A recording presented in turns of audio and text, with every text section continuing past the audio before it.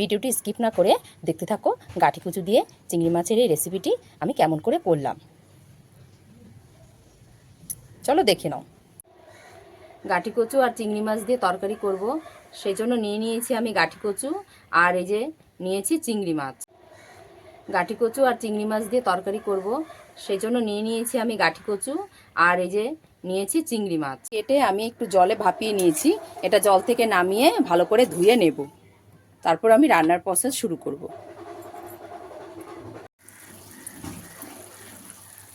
গাঁঠি কচু রান্না করার জন্য চিংড়ি মাছটা আমি এখানে নুন হলুদ দিয়ে আমি তেল দিয়ে ভেজে নিচ্ছি। কড়াই আমার গরম হয়ে গেছে, এবার আমি দিয়ে দেবো তেল। তেল গরম হয়ে গেছে, এবার দিয়ে দেবো আমি শুকনো লঙ্কা তেজপাতা, দিয়ে দেবো জিরে। মশলাটা একটু ভাজা ভাজা করে নেব। এবার দিয়ে দেবো গাঁঠি কচু,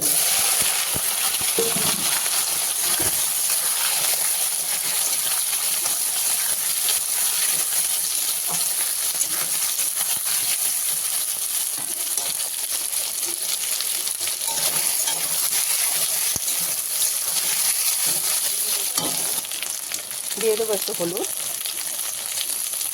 আর একটু নুন। গাঁঠি কচুকে এভাবে নেড়েছে একটু ভাজা ভাজা করে নেব।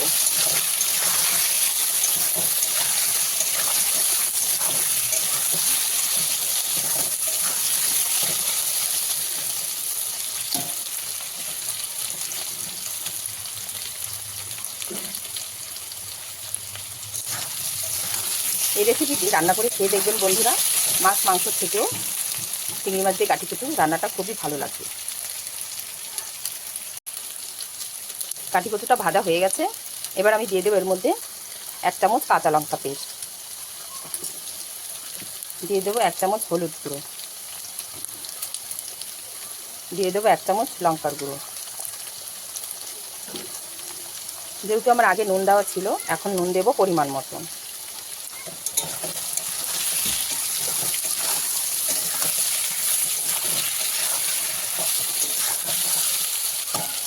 দিয়ে দেবো টমেটো, এটা আমি সেদ্ধ হয়ে গেলে পরে ভেঙে দেবো।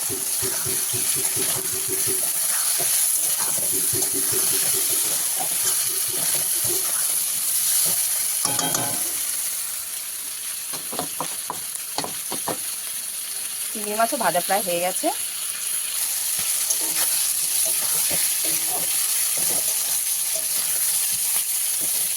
গাঁঠি কচু মশলার সাথে আমার কষানো হয়ে গেছে, মশলার সাথে গাঁঠি কচু কষানো হয়ে গেছে, মশলা থেকে তেল ছেড়েছে। এবার আমি দিয়ে দেবো জল।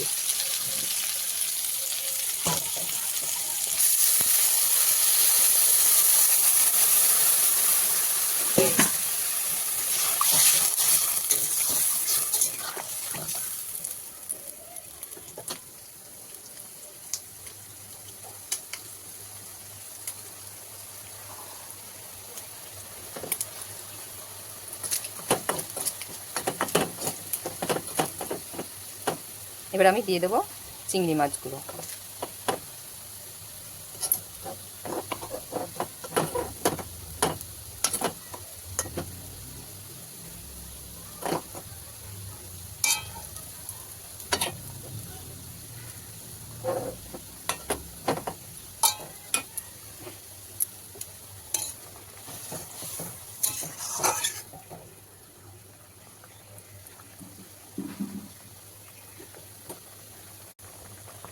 এবার আমি একটু ঢাকা দিয়ে দেবো সেদ্ধ হওয়ার জন্য।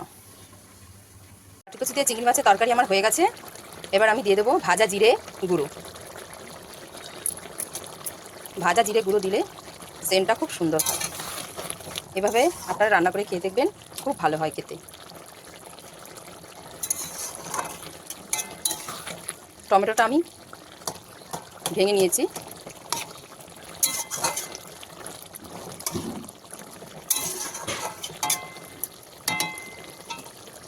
গাঁঠি কচু তরকারি একদম আমার রেডি। এবার আমি তরকারিটা নামিয়ে নেব।